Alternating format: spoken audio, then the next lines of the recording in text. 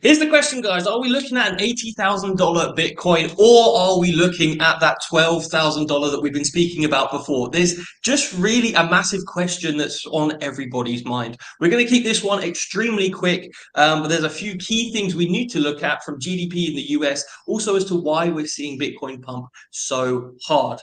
Very quickly, AJ, how are you? What have you been kind of noticing today, apart from the massive pump? Good, yeah. So on the technical side of things, we are seeing a bit of the price push towards the upside, but we are coming into resistance, and obviously we're going to talk about that. Fundamentally, looking at the bigger picture, it's not looking good still, but there are some slight bullish technical analysis tools that we can look at. But yeah, overall, it's still not looking very good. No, it's not. And I'm going to start off with actually not this. I'm going to start off with $80,000 Bitcoin. So we have a lot of people, and I've noticed this on Twitter. Everyone is now suddenly bullish for probably the first time in a very long time. $80,000 Bitcoin, then 22, he's saying. We have another call for a pattern directly straight up. We have another call looking at, just coming down. I will say fair play. He said that there will be a bit of a drop to the downside, but a lot of positivity, and everyone's saying hopium. Again, I'm just going through. Look, this guy's saying grinding against the downtrend. Now low time frames for 69k all-time high. Again, we're getting more of this. Hey, we're going to bounce, and again, hello October. That might be some of the interest. But we have seen a hash rate hit an all-time high. Now, for anyone who doesn't know, hash rate is basically the difficulty of Bitcoin mining itself. And so this just means lots of people are on the network trying to mine Bitcoin. So CZ has actually said miners know something we don't, which is interesting. And again, I think part of this is fueled by the fact that we see the United Nations has warned the Fed and other central banks that continuing to raise rates could push the global economy into a recession. So just to look into that in a little bit more detail, the United Nations are basically worried that with central bank rate hikes, we will begin to see a lot of the developing countries suffer dramatically. And this is because if you are someone like the US and your currency is very, very strong, it's really hard for people to buy stuff from you. So they can't really import anything into their economy because everything's just so expensive. So it does work well for the US, but not for developing countries. And I did go into a little bit of detail on this, why we're seeing this pump ever since this little announcement. And so, yeah, partly it's because weaker than expected manufacturing data, which supports that the Fed have actually done quite well and squeezed the economy. So they might be a little bit dovish. And we do have some people speaking later from the Fed. The NASDAQ futures are catching up with the 10-year yield. Previously, the 10-year yield has been very high. As that begins to come down, we'll begin to see people then think, actually, well, maybe I should be getting into the NASDAQ. And the DXY has continued that downward trend. And obviously, AJ is going to tell you a little bit about that in a second. But things that we need to look at. So one thing I want to point out is, the risk appetite. Just mentioned that briefly, but the Fed's basically loads of people from the Fed are speaking today. And so that's investors looking for a potentially dovish tilt. We do have to consider October is earnings season for a lot of very big companies, especially in the NASDAQ. So like I said, one thing that we need to know is obviously with the dollar being so strong, it's particularly punitive for US listed companies. And this is why we could have a crash because of earnings season, because their products become more expensive in other countries and the reduced revenue brought in from overseas negatively impacts the bottom line. Because if you have a massive customer base, worldwide, and then you can only sell to people in the US because everyone else is pretty much too poor because of the exchange rate to buy your products, it really doesn't work well. So that does give us an indication that we will see more downside for the US stock market. So something a little bit on the longer term. And because we've had pretty much two quarters of negative growth, which basically means a recession. But if you are the Fed, then you don't want to say you're in a recession. So you just change the definition. So there has been a third estimate of GDP, and it does coincide with the previous second estimate of GDP. So the advanced estimate of GDP says, look, maybe we'll be down by 0.9, and it went to 0.6, and again, it's kind of stayed at that 0.6. One thing that has increased is the PCE price index, and then the pre-CE price index. So this is core, if it doesn't include food and energy. So we're looking at this here. So the core PCE 4.5. And so now that's kind of been moved up to that 4.7. And this is just the median. So there's a slight difference, but this is data from the Fed itself. So should we have a look, AJ, at some of the technicals here? What is it that we're looking at? And what's the key bits of information we need to know as to whether we are going to be extremely bullish or slightly bearish over the next couple of days and weeks? Yeah, so just before we get into the technicals, I just want to show this as well. Wall Street posts third straight quarterly loss as inflation weighs, recession looms. So this is just talking a bit more about a recession. And I know that the stock market cannot predict whether we are in a recession or not. But what we are looking at here is that Wall Street suffers three quarterly declines in a row, the longest losing streak for the S&P and the Nasdaq since 2008, and the Dow Jones's longest quarterly slump in 7 years. So we can see for the stock market, it is not looking good, and we are looking very, very similar to that 2008 crash. And with everything that's going on in the world right now, with what's going on in Russia, with what's going on with China's economy, and with the Bank of England having to what was it? They started buying bonds again, didn't they? Yes, yeah, that was it. They started buying bonds, and they had to save the UK banks as well. So with all that going on in the world, there is talks about a global recession, which obviously is not going to be good for the markets at all. We've talked about this as well. The S&P 500 looking very, very similar to that 2008 crash as well. So we are looking very, very bearish in the sort of macro sort of environment. We are looking very, very bearish. Looking at the bigger picture, we're looking very bearish. On the technical side of things, if we have a look at the S&P 500, we are having a little push towards the upside. We did get that break of this sort of major support level here. As you can see, previous support, and it's been previous resistance and support all the way back here as well. So this is a major level which we did in fact break. Yesterday, we did actually come and enter back into that major support level. And today, it looks as though we are getting back above that level. So being above that level is very, very important if we want to see the price increase. However, if we are below this support level, then I do think the next level that we are looking at for that S&P 500 is that $3,230 level. But because we are above it right now, there is a possibility that this could be a fake out, and maybe we could bounce up to the previous support, which would then act as resistance at approximately $3,900. So right now, we just got to wait and see if this daily candle can close above this support level, which would be good. We could potentially see the price continue to increase of the traditional market if we do get that close above. However, if the price over the course of today does decide to pull back and we come back into the support, then we could see this as the retest, and then potentially we could get a rejection from there, and then we could see the price come down to $3,230, which obviously we would see feed into the crypto market as well. DXY is still actually pulling back, which is obviously good for traditional markets, good for the crypto markets, and that's why we are seeing those push towards the upside, because the DXY is pulling back. But for me right now, I just don't see any signs that the DXY is going to stop pushing towards the upside. Right now, we are in a massive uptrend since the start of the year, as you can see right here, forming higher highs and higher lows.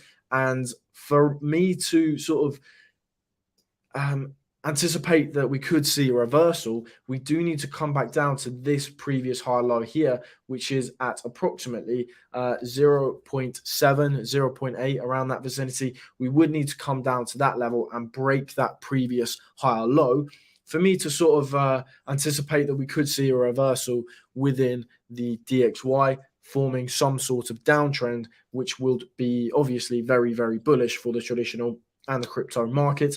But right now, what I am still expecting from the DXY is to form another higher low. So I do think we are going to form another higher low, and then the DXY will most likely continue towards the upside. That's still what I think is going to happen. So whilst we do see this DXY pullback, of course, we are going to see Bitcoin have that slight push towards the upside. Now, I posted this on Twitter. We did have this descending triangle, and we do have this descending trend line here. There was 3 touches of this descending resistance, and we got the 4th touch. And that 4th touch, when we do get a 4th touch of the resistance, what we tend to see is that the trend line is getting overcrowded. And when we do see the trend line become overcrowded, we do tend to see a break towards the upside. And that's exactly what we got. We got a nice break towards the upside. Unfortunately, the volume was not there. So maybe we could see a pullback back down to the resistance, maybe see a bounce off of there.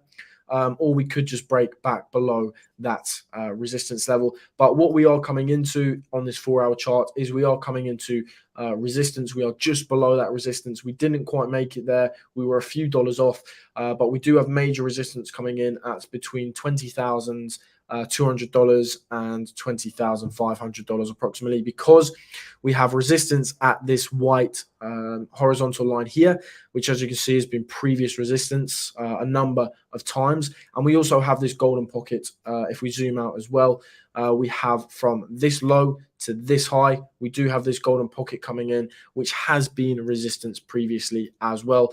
As you can see, we did come and test it as resistance here, got a rejection, tested it as resistance here to the dollar, got a rejection again, and we came very close to it this time, but we didn't quite make it there. But we are initially getting a rejection from that sort of vicinity. So I do think it is going to be hard for Bitcoin to get above this level. As you can see previously as well, we've used these levels as major resistance levels. So I do think it's going to be quite hard for us to get above those levels. But if we can get above those levels, then we can start talking about these higher price targets, maybe coming up to this even bigger not the even bigger golden pocket, but this golden pocket here from this high. As you can see, it's been resistance.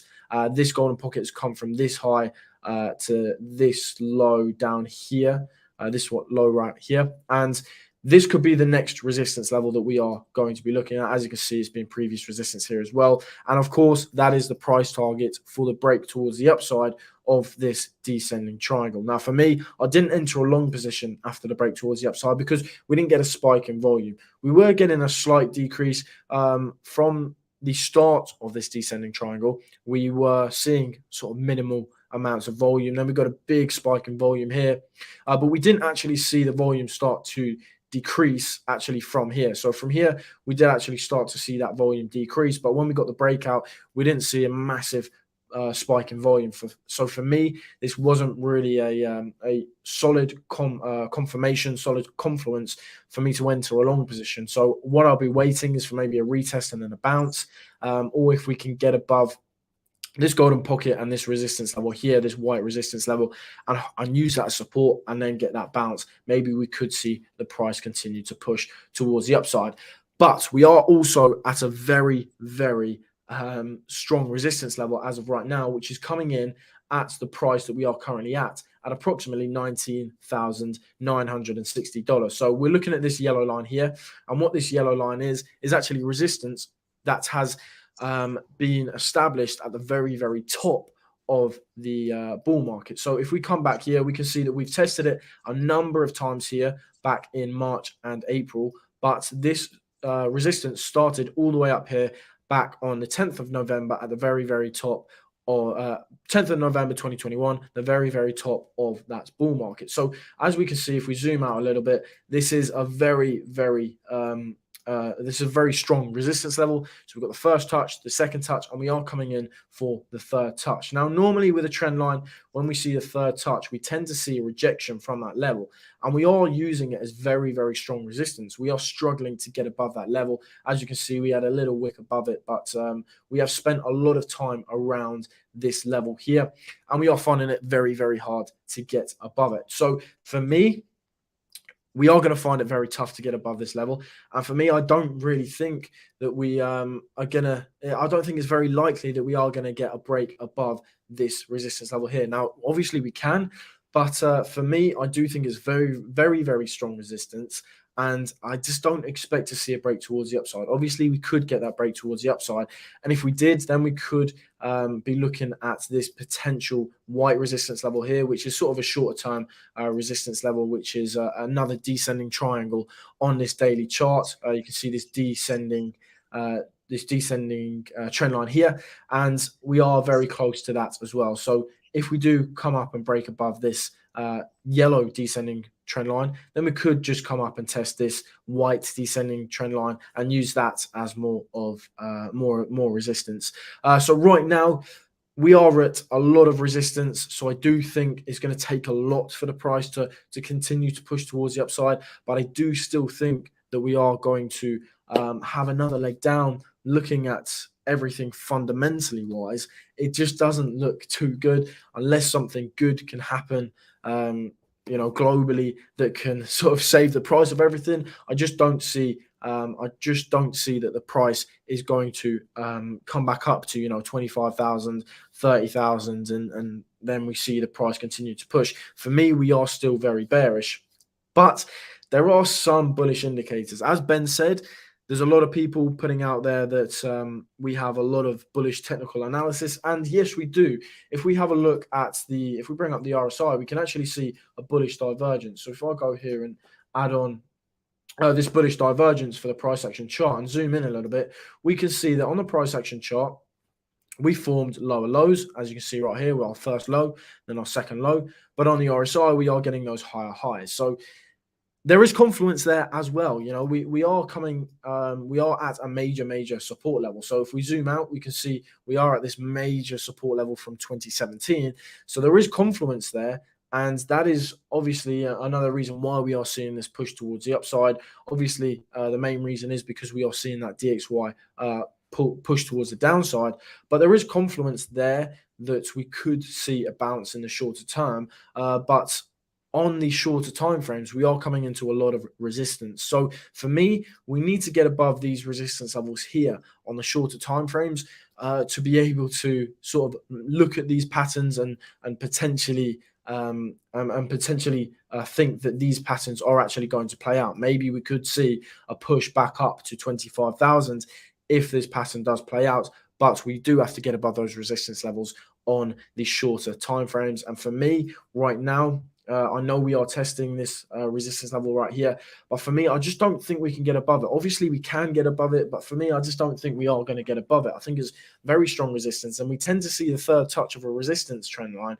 We tend to see that as a good entry of a short position. Of course, if it was vice versa, a long position, but for this scenario, it would be a short position. We tend to see that if we are coming for that third touch on a trend line, it is a good entry for a short position. Now, because we have those bullish indicators, I'm not going to bullish indications. I'm not going to look at entering a long, but a short. Sorry, but right now, if we are looking to get into a long, I want to break these resistance levels first because, as you can clearly see, they are major resistance levels.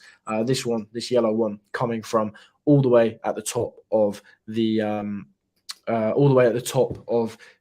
bull market. So for me, I am just waiting. I'm just waiting for more confluence for me to enter any long or short positions right now. And yeah, we do have this bullish divergence. So there are bullish indications coming in, but right now I am just sitting on the sidelines. Now, another thing I wanted to show you is that we did have a bearish divergence at the very top of the bull market, and that played out perfectly. That signaled the top of that bull market. So maybe we could see this bullish divergence signal that this is the bottom of the bear market. But again, looking fundamentally wise, there is a lot of bearish fundamental news out there. Again, with what's going on with China, with what happened in England, with the banks having to the Bank of England having to bail out the banks in the UK, what's going on in America with the inflation. So, there's a lot of fundamental news that is looking very, very bad. And of course, that DXY as well,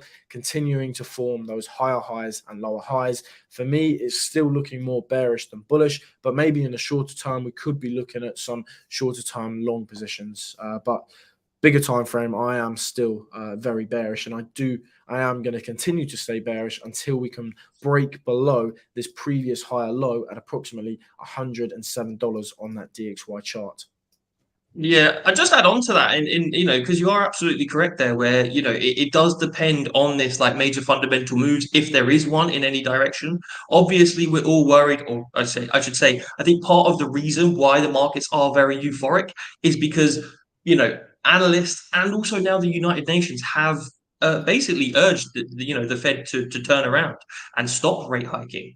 But looking at this has only grown. So this was 60% when we started the video. I then refreshed it. It's now at 62, just as I show you. And so I'm going to refresh again and see if it's going in any direction. So it's now at 64.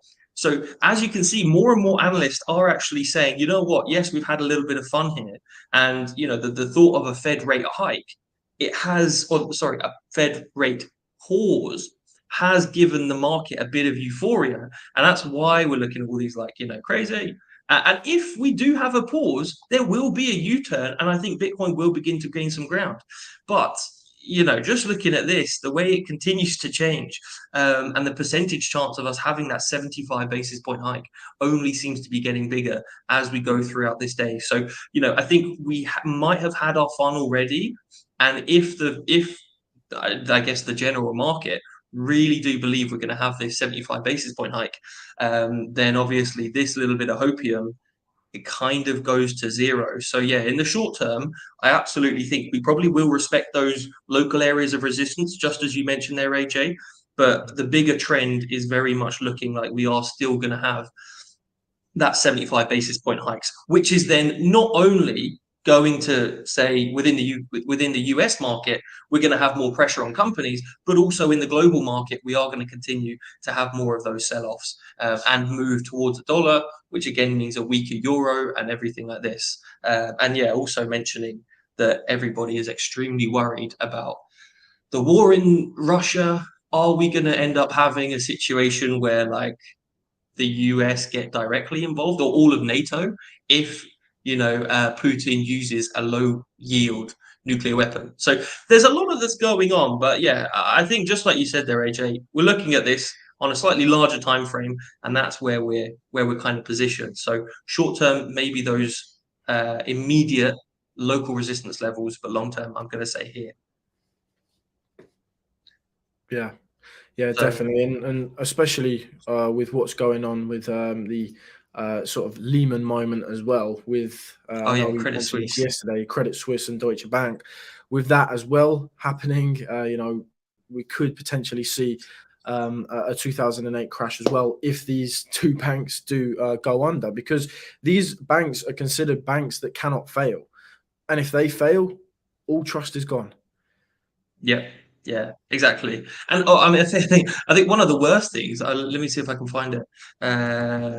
Jim Cramer long Credit Suisse. I'll see if I can see this, but yeah, here we go. It's let me see. Oh no. Okay. So Jim Cramer, he was actually long. He was like, no, there's nothing to worry about on on Credit Suisse. And now he's like, oh, how the mighty have fallen. So, but obviously everyone knows whatever Jim Cramer says, you do the opposite, and typically you make an awful lot of money. It's known as a Jim Cramer inverse ETF. It's pretty ironic, but yeah, you are absolutely correct with Credit Suisse. It genuinely is a massive issue, and I don't know if we have a Credit Suisse strategy see more decline before the end of the bear market.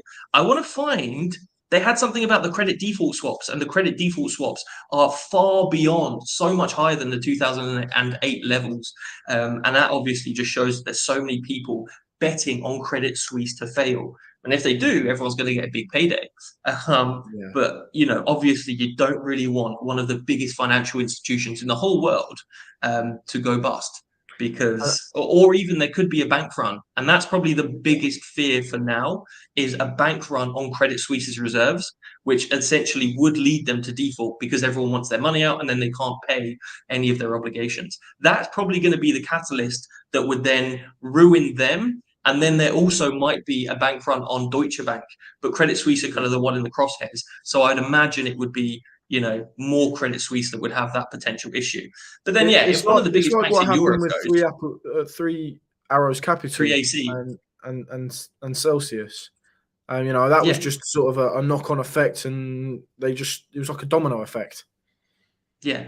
I do think these guys would probably get a bailout much easier than the likes of 3AC.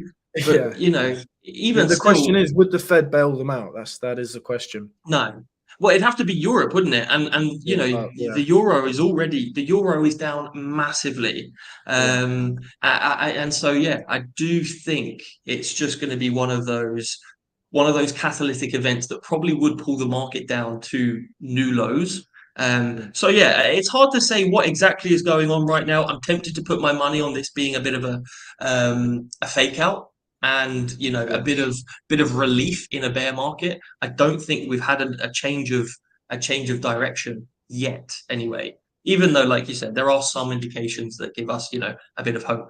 But overall, we're still in a bear market, Yeah. and if the Fed continued to do that 75 basis point hike and do pretty much anything apart from pause, this little hopium little bit that we've had is going to essentially just wither away, and we'll still be moving to the downside. And this could just be a lower high, couldn't it, on the DXY? Exactly. Yeah, that's what I'm looking at it being, just a lower high until we get any other signals that we are going to reverse this uptrend for the DXY and revert into a downtrend.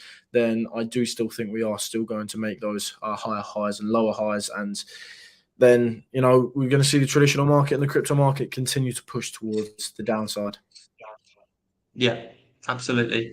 And I know you have a question here from Happy. What are the top 3 altcoins? What we will do, I think we'll do a separate video for that, so that anyone who's coming here to talk about look about the Fed, for example, that we won't just be throwing out altcoins. Also, we're not really too interested in altcoins at the moment because we're currently in the bear market, and it's good to have some in mind, but we wouldn't Yeah. be investing in them yet, because if Bitcoin continues to drop, which we probably think it will, it is going to be even worse for altcoins as a Yeah, yeah. general rule of thumb. I'd rather have my portfolio in Bitcoin whilst the price drops rather than altcoins, because otherwise your portfolio is going to get hit a lot harder if you're in altcoins rather than just Bitcoin. So for me right now, I'm Exactly. still 75-80% in Bitcoin. There we go. Well, anyway, guys, it was good to have you guys all here. What we will do is obviously make sure that we're back tomorrow to give you another update on the markets. But make sure that you slap the like button and also subscribe to the channel if you are here for the first time. Yeah, it's always good to see new people. There you go. Thanks for watching, guys. See you tomorrow. See you Good luck in the tomorrow, markets. guys.